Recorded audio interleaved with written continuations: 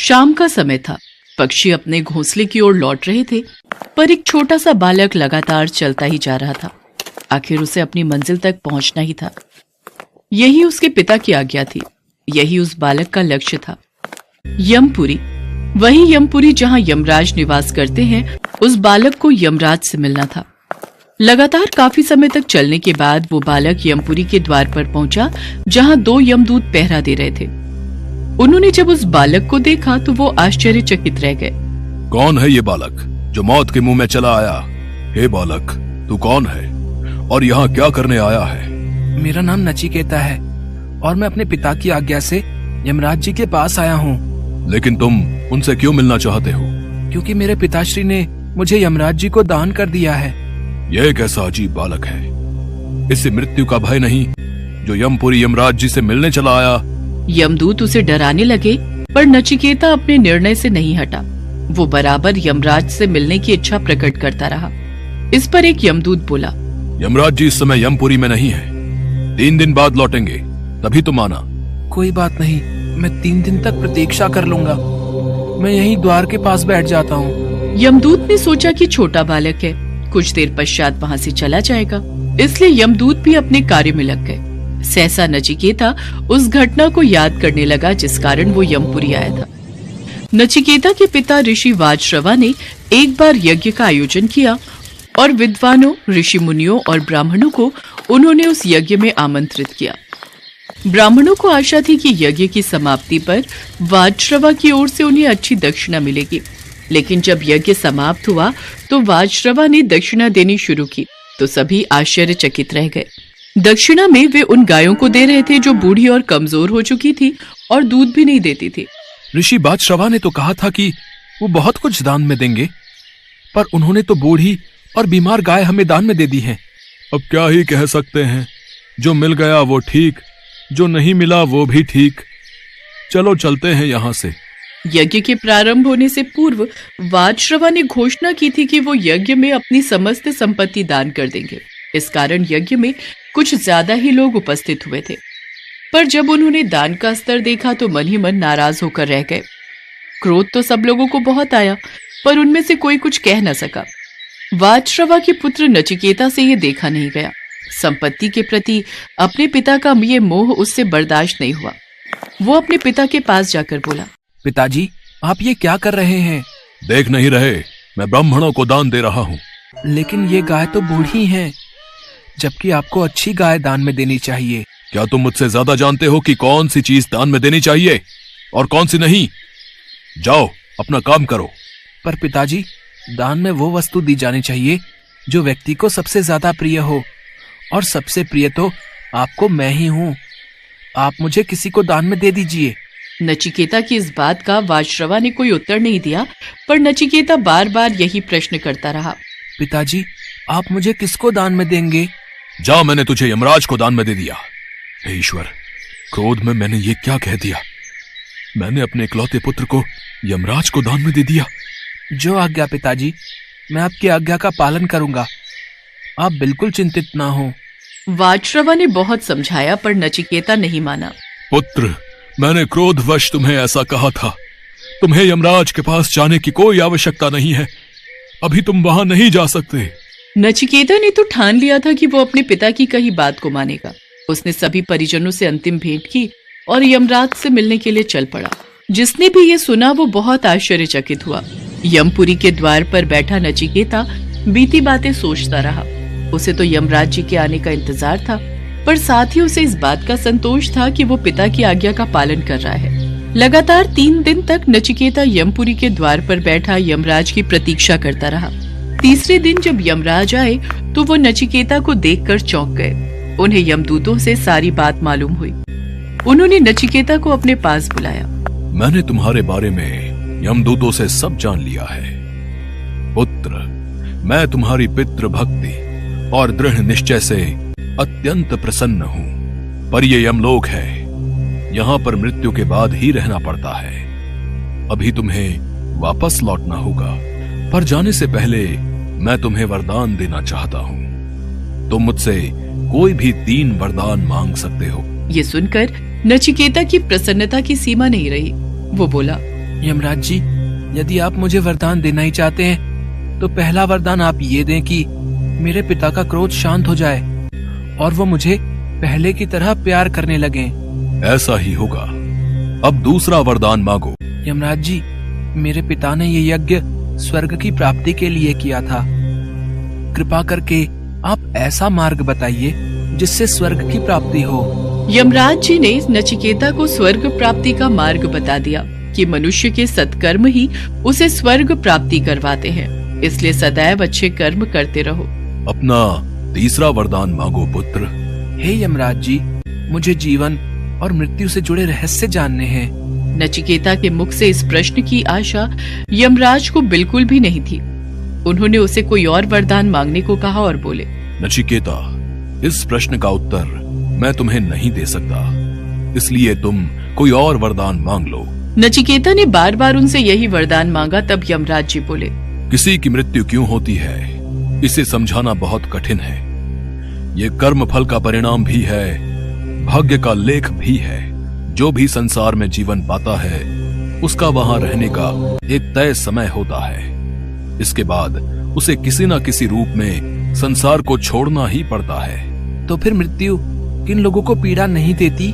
जिसने पाप ना किया हो, जो दूसरों को पीड़ा नहीं देता हो, जो सत्य के मार्ग पर चलता हो, जिसने अपने धर्म और कर्तव्य का पूरी निष्ठा से पालन किया हो, उसे मृत्यु कोई पीड़ा नहीं देती है।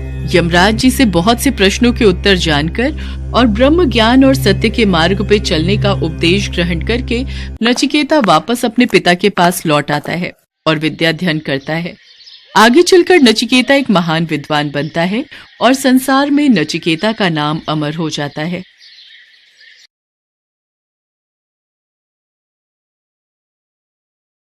दीनानाथ हाथ रिक्शा चलाता था। सुबह से रात तक वो लोगों को उनकी मंजिल पर पहुंचाता और उससे जो पैसे मिलते उसी से उसका और उसकी गर्भवती पत्नी विमला का गुजारा चलता था। दीनानाथ कभी बस स्टैंड पर तो कभी रेलवे स्टेशन तो कभी किसी मॉल के बाहर खड़ा रहता और यात्रियों का इंतजार करता। रामपुर, मायागंज, नाथनगर, भागलपुर। अरे भाई, सूरजपुर चलोगे क्या? सूरजपुर? हाँ साहब, चलूंगा ना। कितने पैसे लोगे? साहब 20 रुपए। अरे 20 तो बहुत ज्यादा है, मैं 15 दूंगा भाई। चिलचिलाती गर्मी के कारण दीनानाथ की बोहनी नहीं हुई थी। वो 15 रुपए में सूरजपुर जाने को तैयार हो गया। सारा दिन वो इस तरह लोगों को पहुंचाता।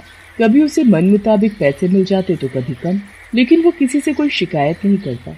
एक दिन जब वो सुबह सुबह काम पर जाने के लिए निकल रहा था तो विमला, अरे ओ विमला, मैं काम पर जा रहा हूँ, तू ठीक से खाना खाना, जरा सी भी लापरवाही ना करना। तुझे पता है ना, तेरी कोख में एक नन्ही सी जान जो पल्ली है। जी हाँ, बिल्कुल पता है। वैसे भी जब आप जैसा ध्यान रखने वाले पति हो तो लापरवाही कैसे हो सकती है? विमला की बात पर दीनानाथ मुस्कुराकर उसकी ओर देखने लगा। फिर वो काम पर चला गया। उस दिन भी भयंकर गर्मी थी। पारा 44 डिग्री के पार पहुंच गया था। संयोग से उस दिन भी गर्मी के कारण उसकी बोहनी नहीं हुई थी और दोपहर के बाद जब उसके रिक्शे पर एक पैसेंजर बैठा तो वो बहुत खुश हुआ, क्योंकि उसे पता था कि उस समय उसे पैसों की कितनी जरूरत है। भगवान का लाख लाख शुक्रिया, एक पैसेंजर तो मिला। दीनानाथ उस पैसेंजर को उसकी मंजिल पर पहुंचाने के लिए चल पड़ा, लेकिन आधी दूरी पर जाने के बाद उसे चक्कर आने लगा और वो सड़क पर गिर पड़ा। उसे रास्ते में लकवे का अटैक आ गया। उसके हाथ पैर ने काम करना बंद कर दिया और उसका मुंह भी टेढ़ा हो गया। किसी तरह उसके कुछ दोस्तों ने उसे अस्पताल पहुंचाया। विमला भी भागी भागी अस्पताल पहुंची। देखना विमल, क्या हो गया? मेरे हाथ पैर काम नहीं कर रहे यार भाई, मैं तुमसे ठीक से बात भी नहीं कर पा रहा हूँ। अब बता, कैसे चलेगा हमारा जीवन? क्या होगा हमारे आने वाले बच्चे का भाई? विमला क्या जवाब देती है अपने पति के सवालों का। कुछ दिनों बाद वो अस्पताल से घर आ गया, लेकिन वो सवाल अब भी सवाल ही बना हुआ था कि अब घर कैसे चलेगा। 2 दिनों से उसके घर में अन्न का एक दाना भी नहीं था। वो बेचारा इतना असहाय था कि बिस्तर पर पड़े पड़े रोता रहता। अरे आप रोते क्यों हैं? दुख दिया है भगवान ने तो वो इससे निकालेगा भी। आप चिंता न करें, मैं चलाऊंगी रिक्शा, मैं करूंगी काम, फिर से सारी चीजें ठीक हो जाएंगी। तू, अरे ऐसी हालत में तू कैसे काम करेगी? हे भगवान, ये किस संकट में आपने हमें डाल दिया? आप चिंता नहीं करें, संकट है तो संकट टलेगा भी। मैं करूंगी काम। आज तक आपने किया है ना, आपने रखा है ना मेरा ध्यान, अब मेरी बारी है। गर्भवती विमला रिक्शा चलाने लगी। शरीर को जला देने वाली भीषण गर्मी में वो रिक्शा चलाती और लोगों को एक जगह से दूसरी जगह पर पहुंचाती। हालांकि कुछ लोग उसके रिक्शे में बैठने से कतराते और कुछ आसानी से बैठ जाते। अरे तू चला लेगी ना रिक्शा है? हाँ साहब, क्यों नहीं चलाऊंगी, ये मेरा काम है, यही रोटी है मेरी। पसीने से लथपथ और एक मासूम जिंदगी को अपने पेट में लिए विमला अपने परिवार की गाड़ी किसी तरह खींच रही थी। लेकिन अभी तो उसके जीवन में एक और तूफान आने वाला था। यमलोक में यमराज अपने यमदूतों से उसके पति दीनानाथ को लाने की बातें कर रहे थे। यमदूतों, बहुत दिन हो गए मैं पृथ्वीलोक नहीं गया हूँ, इसलिए इस बार इस व्यक्ति को लाने मैं स्वयं जाऊंगा और पृथ्वीलोक का थोड़ा भ्रमण भी कर लूंगा। यमराज ने एक बुजुर्ग व्यक्ति का वेश बनाया और पृथ्वीलोक पर पहुंच गए। पृथ्वीलोक धीरे धीरे कितना बदल गया है, कितने वाहन हो गए हैं सड़क पर। क्यों ना मैं भी कोई वाहन ले लूं और थोड़ा भ्रमण कर लूं। तभी यमराज की नजर विमला पर गई, जो रिक्शे के पास खड़ी होकर यात्रियों को बुला रही थी। रामपुर, मायागंज, नाथनगर, भागलपुर। देखो, हम इस शहर में नए हैं तो हमें यहाँ के इलाके का पता नहीं है। क्या तुम मुझे इस शहर का भ्रमण करवा दोगी? जी बाबा, आइए बैठिए मेरे रिक्शे में। उस भीषण गर्मी में विमला यमराज को अपने रिक्शे में बिठाए शहर घुमाती रही। फिर अचानक यमराज को ध्यान आया कि शहर घूमने में बहुत सारा समय बीत गया है। अब उन्हें दीनानाथ के घर उसके प्राण हरने के लिए जाना होगा। इस बच्ची ने हमें बहुत देर घुमाया, इसी से मैं उस दीनानाथ के मोहल्ले का पता पूछ लेता हूँ। यमराज ने विमला से दीनानाथ के मोहल्ले का पता पूछा। अरे, मैं उसी मोहल्ले में रहती हूँ, चलिए ना आपको छोड़ देती हूँ। नहीं, अब हम स्वयं चले जाएंगे। यमराज विमला के रिक्शे से उतर गए और जाने लगे तो विमला ने उनसे पैसे मांगे। पैसे? वो क्या होते हैं? मेरे पास तो पैसे नहीं हैं। क्या रिक्शे में सवारी करने के पैसे लगते हैं? लेकिन मेरे पास सचमुच कुछ भी नहीं है। ये बात सुनकर विमला थोड़ा चौंक गई। वो तो इसी आस में उस बूढ़े व्यक्ति को घुमा रही थी कि उसे कुछ पैसे मिलेंगे, लेकिन उसके पास तो पैसे थे ही नहीं। कोई बात नहीं बाबा, पैसे नहीं है तो क्या कर सकते हैं, आप कहिए तो मैं पते तक आपको छोड़ दूं जहां आपको जाना है। अरे नहीं नहीं, मैंने कहा ना, मैं स्वयं चला जाऊंगा। तुम्हारा बहुत बहुत धन्यवाद। यमराज पैदल ही दीनानाथ के मोहल्ले की ओर निकल पड़े। वो चलते रहे, लेकिन उन्हें दीनानाथ का घर नहीं दिखा। गर्मी के कारण उन्हें प्यास भी बहुत लग रही थी। उनका गला सूखा जा रहा था। ओह, कितनी प्यास लग रही है, मेरा गला सूखा जा रहा है। तभी उनकी नजर एक पानी की बोतल बेचने वाली पर गई। उनका मन पानी पीने का कर रहा था, लेकिन उनके पास तो पानी खरीदने के लिए पैसे ही नहीं थे। तभी उन्हें विमला फिर से दिखाई दी, जो उसी तरफ रिक्शा लेकर आ रही थी। उस परेशान बूढ़े व्यक्ति को फिर से देखकर विमला उसके पास गई और कहा, क्या हुआ बाबा, क्या आप उस पते तक नहीं पहुंच पाए? चलिए ना, मैं आपको छोड़ देती हूँ। नहीं बेटी, मैं चला जाऊंगा, लेकिन मुझे जोरों की प्यास लगी है। क्या तुम मुझे पानी पिला दोगी? क्योंकि मेरे पास तो पैसे नहीं हैं। अरे क्यों नहीं। विमला की कमाई उस दिन सिर्फ 12 रुपए ही हुई थी। उसने उन 12 रुपयों से पानी की बोतल खरीदकर यमराज के वेश में उस बूढ़े आदमी को दे दी।